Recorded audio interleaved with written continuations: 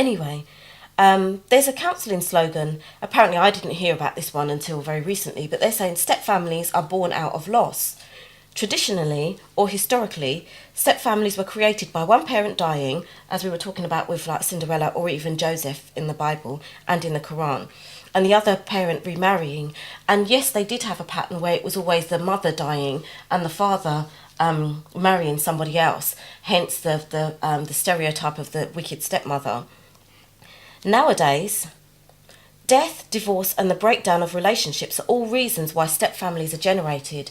And brothers and sisters, we have a pattern. Like, we get into a relationship with someone, we have children, that doesn't work out, then we separate, we go about our business, we end up with somebody else, we have children with them, then that doesn't work out, and it becomes a cycle that we live by. So we have children with different people. Like, there's a brother that I know who has children with 4 different women. 4 different women. That means that's 4 families that have been started, the seeds have been germinated and planted, and those plants aren't being cultivated, they're not being nurtured in the way that they could be if he was working more with the parents. So it's like 4 step families. Yeah. 4 steps, but we're not moving. But we're not making any motion. So it's like we're on a treadmill. Yeah, that's exactly what's happening. That's exactly what's happening.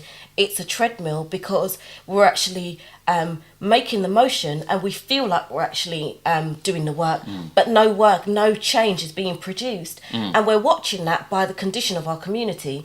The reason why the black nation, because, we talk about it being a community thing, brothers and sisters, but it's not actually in the community.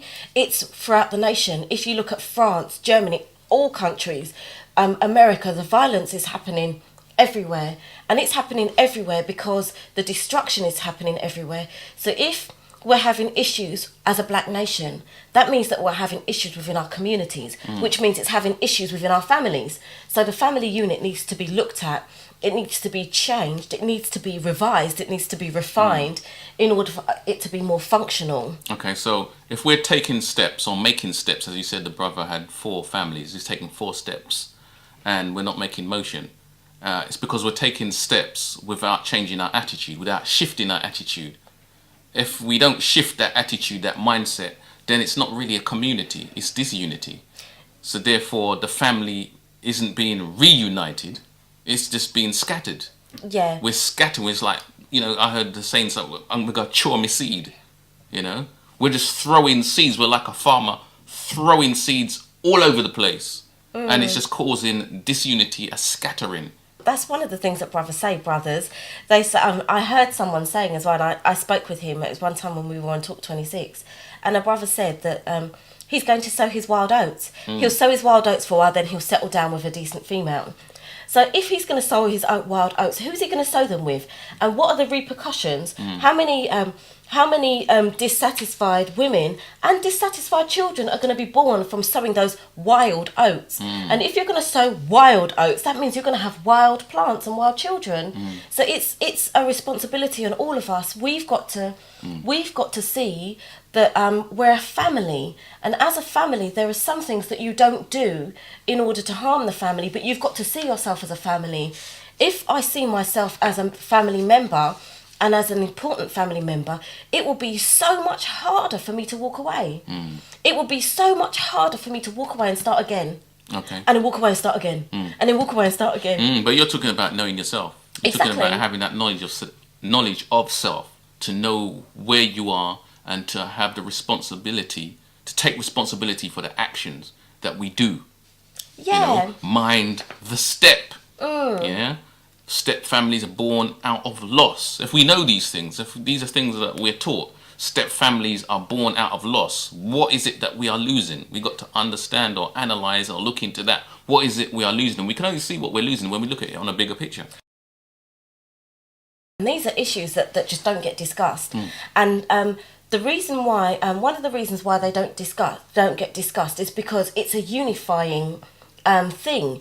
To be able to be functional as a step family, it helps to rebuild our community. So really, it's given us another opportunity for us to make a change. What we do with it is a different matter, but we've got to see the importance of it. we've got to understand that it's a very, very, very important step. I mean, I know brothers and sisters, if we even think that we're not going to be with the person that we're with, like in 5, 10, 15 years' time, we may not even have the children that we have when we have them. Do you understand what I'm saying? So it's all about us understanding and looking into the future, looking at what I want and what I need and what the children need. You know, there are many things that affect the children of step families that we don't even consider, like having different names.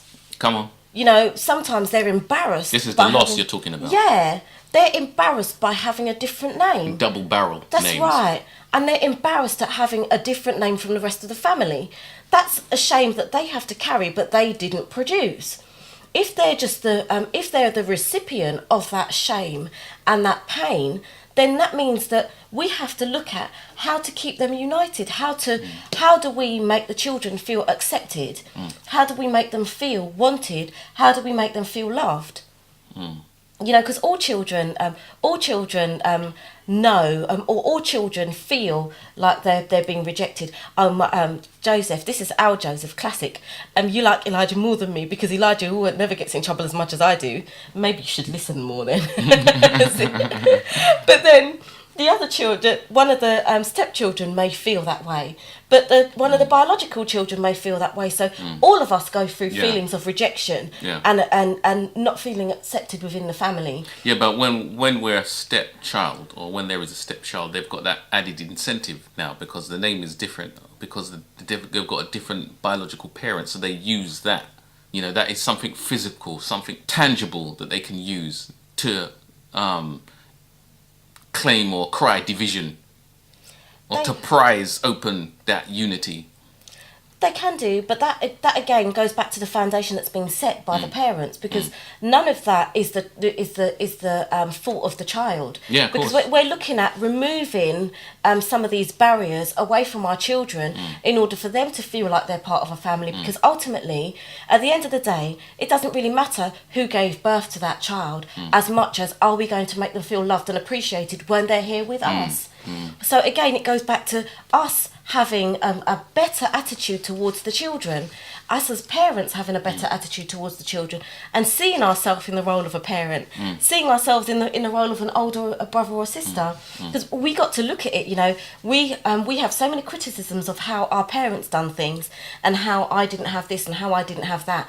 Now's really our opportunity to let our light shine and let our children all be different and make improvements the way that we feel like our parents didn't.